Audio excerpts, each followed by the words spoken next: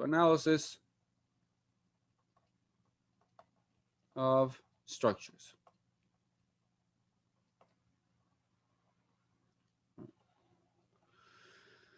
Let me put a few words here so when you look at these notes you don't get lost. We already studied, let's say, a single rigid body.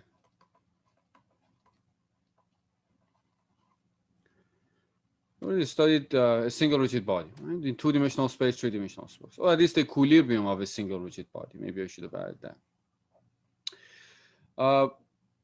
Now, it's a weird comma. Now, let's say we can look into the equilibrium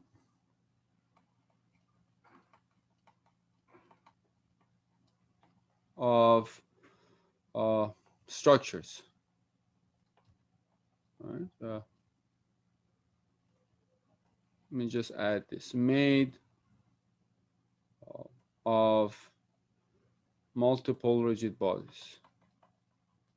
Multiple, okay, let's say connected rigid bodies.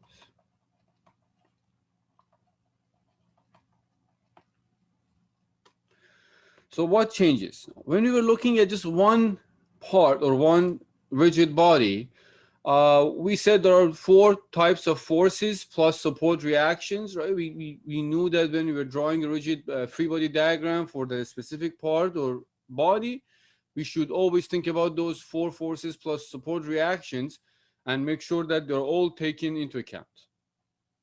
Now, when we have multiple connected rigid bodies in a structure, the difference is we are going to classify the forces now. We're going to say we have external forces and internal forces. Now, external forces were forces that we've been dealing with so far when we're looking at just one rigid body. Those are the forces from outside, all right, applied to a rigid body. Now we're going to have internal forces aside from those. Because once we have a structure, some connected parts together, now these connected parts, well, if they're in equilibrium, in this case, in this course, or even if they're not, they're always applying some forces, one to another. So that's why they're connected. If you think about even as a whole system, think about the rope with a mass, right? If we're looking at it, we were saying, well, this rope is just, we replace it with a force. But if you have multiple ropes and a pulley system with multiple mass, I would say hanging masses, or we have a connection of, let me draw this very similar to at least what your book used as an example. And let's go with this. It was, I believe, a structure like this. Hopefully I draw it correctly. Some structure holding, so there are multiple members. Here is the vertical one is connected to the horizontal member. Then to keep it there and make it stronger, there is another member with an angle, let's say 45 degrees, connected with some nail or screw to those horizontal and vertical members on both sides. And then let's just add some hanging, that's not what I wanted. Let's just have some hanging mass there, right, with the rope. Some mass there. And then I think there was a rope there. Doesn't matter exactly what it looks like, but I just want to show a structure with multiple members, and these are on the ground. Here, this is, let's say it's a pin. And this is just a rope. Let's just call them, well, I don't need to use letters. Right? So it's like some kind of structure that we are using to hang a mass. Right? So it's just W, some weight.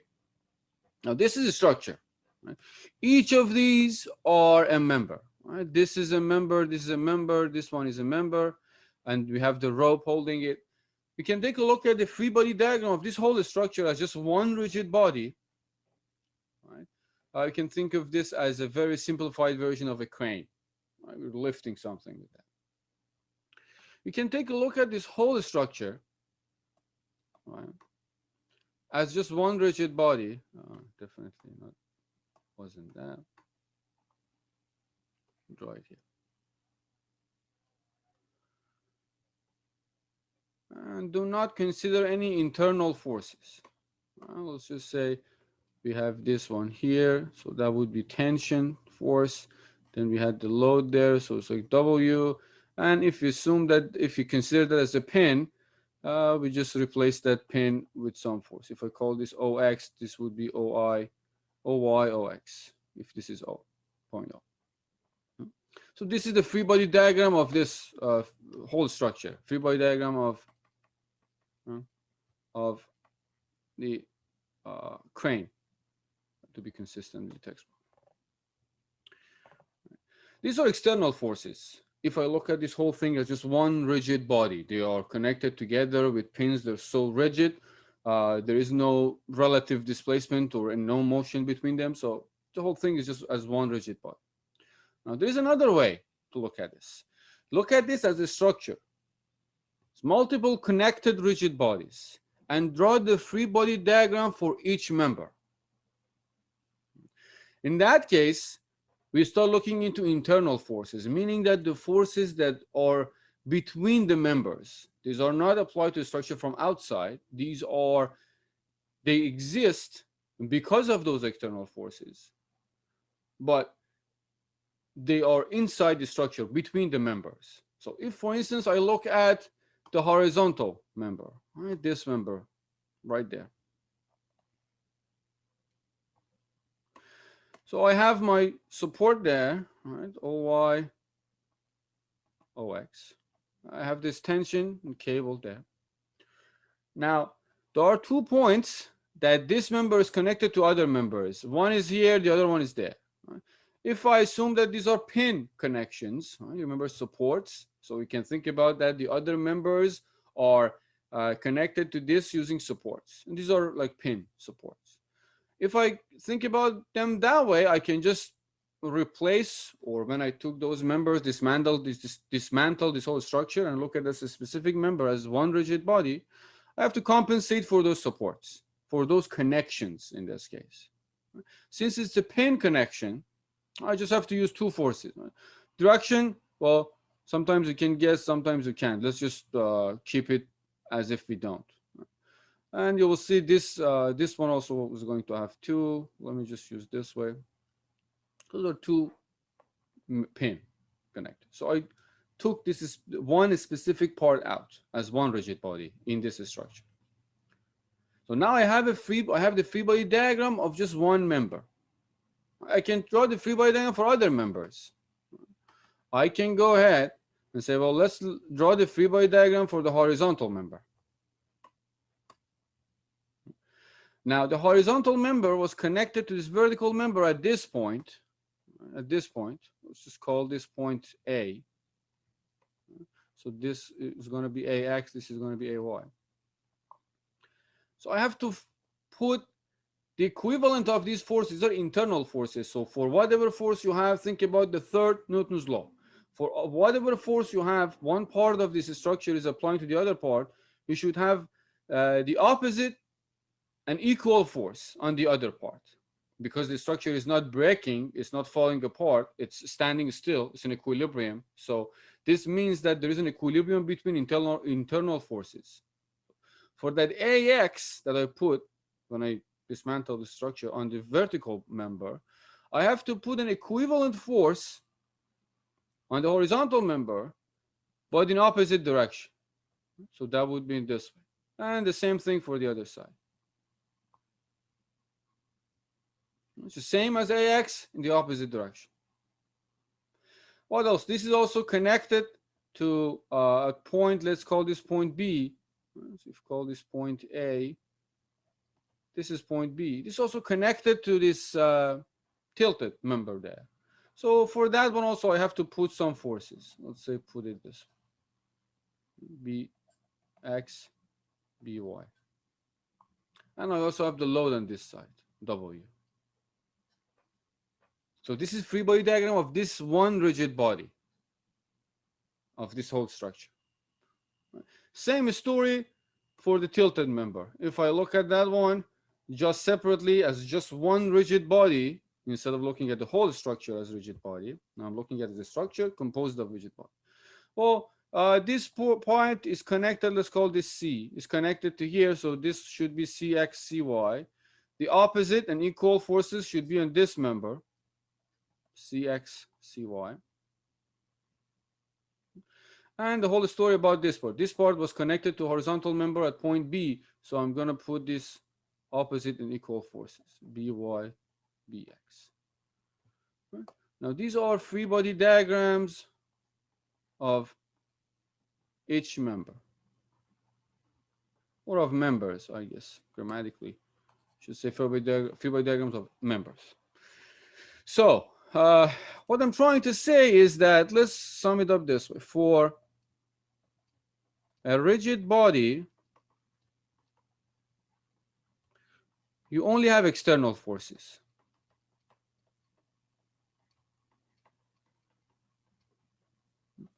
For structures which are composed of rigid bodies or multiple members, you have external forces plus internal forces. What are those internal forces? They are the forces between members of a structure. How do we find them? Well, when we draw the free body diagram for each member, the only criteria you have to keep in mind when you draw those rigid body free body diagrams is that at any connection, think about the Newton's third law. Whatever force you put on one member, you should put opposite, say the same magnitude but in opposite direction force on the other structure to keep this in equilibrium. You will see this more and more, but that is the difference when we go from rigid body to a structure.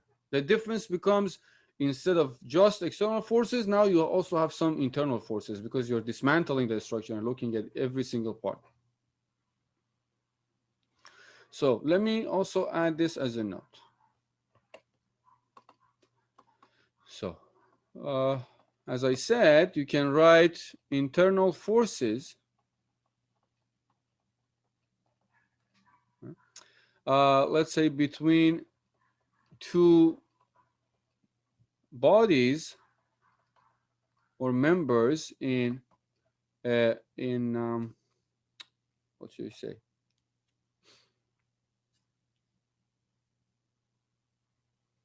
Yeah, just let's write it as general. Internal forces between two bodies in contact.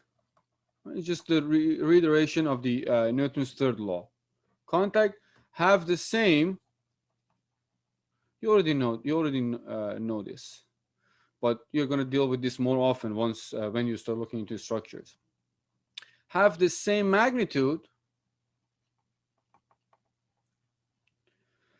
same line of action, and opposite directions. So just keep that in mind when we talk about structures. Right? It's just Newton's third law. Now, let's be more organized. What do we mean by structures? Now, structures that we're going to study, right, for again, this week, next week, and the week after, we can classify them into, I would say, three categories. Right? Generally speaking, engineering, three categories of engineering structures, you can look at it that way. Now, these structures can be truss structures that are very useful, very practical, more frequently used when you look at structures. Well, I shouldn't use the word structure now, to be more cautious. since we're talking about structures. When you are, well, you're dealing with civil engineering structures, like buildings, roofs, different, I would say, parts of. A good example of that I can think about is the scaffoldings. When we see outside, a lot of them they can fit into the category of trusses. Now we'll talk about trusses this week and next week. And I'll tell you what's the difference between these three categories. So trusses, frames, and machines. Now, frames and machines are more complicated a little bit. There are more things to take into account when you study frames and machines. But all of these, they form the engineering structure. So if I want to be very general, let's just write it this way: three categories of engineering structures.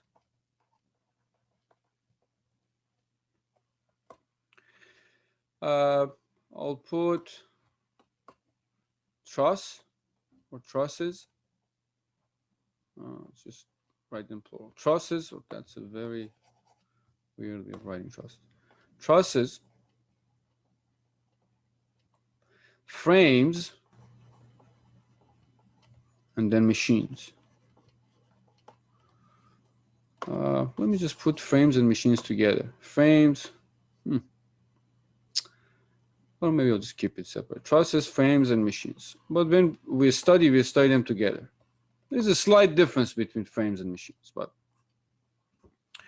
what is a truss? What is a frame? What is a machine? Now, frame or truss, let's start with truss, is a stationary. It's not moving. Obviously, as I said, a good example is a building. Another very frequently used for truss structures when we do analysis in engineering, or they are bridges. When you're studying bridges, the load on a bridge, the way we look at every member on a bridge, a lot of them fits into the category of trusses. So trusses are stationary. Frames are also, let me just go one by one. So truss, how can we define that? Well, if I want to give you a definition along the line of what the book provides, is they have straight members, right, connected at joints, and the end at the end of each member. And all the members are two-force members. Remember when we were talking about two-force, when we talked about two-force members? So they have straight members connected at joints, right, at the end of a joint, and those members are two-force members. Actually, you know what? The straight members might not be always also true, but let's just put it this way. They have two-force members connected at the end of each member.